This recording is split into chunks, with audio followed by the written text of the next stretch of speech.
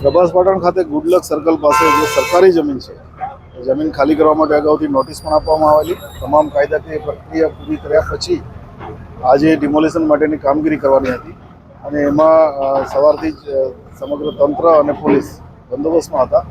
એ દરમિયાન અમુક લોકો વિરોધ કરવા માટે થઈ અને રોડ ઉપર આડા બેસી ગયેલા. એમાં જરૂરી પ્રિવેન્ટિવ એક્શન લઈ અને અત્યારે ડિમોલિશન ચાલુ છે.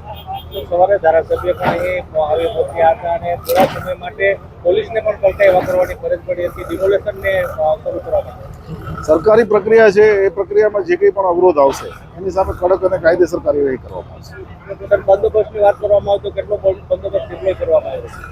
અત્યારે લગભગ 200 પોલીસ અને SRP સાથે અહીંયા બંદોબસ્ત છે. સિનિયર અધિકારીઓ પણ છે અને આ કાર્યવાહી જ્યાં સુધી ચાલે ત્યાં સુધી બંદોબસ્ત રહેશે.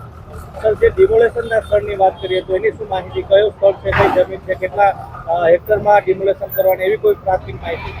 એ રેવન્યુ તંત્ર પાસે વધારે વિગત હશે, પણ આપ જોઈ રહ્યા છો એ એટલા એરિયામાં ડિમોલેશન ચાલી રહ્યું છે. મિત્રો, આવા જ વિડીયો અને શોર્ટ્સ જોવા માટે આજે જ અમારી ન્યૂઝ રૂમ યુટ્યુબ ચેનલને સબસ્ક્રાઇબ કરો.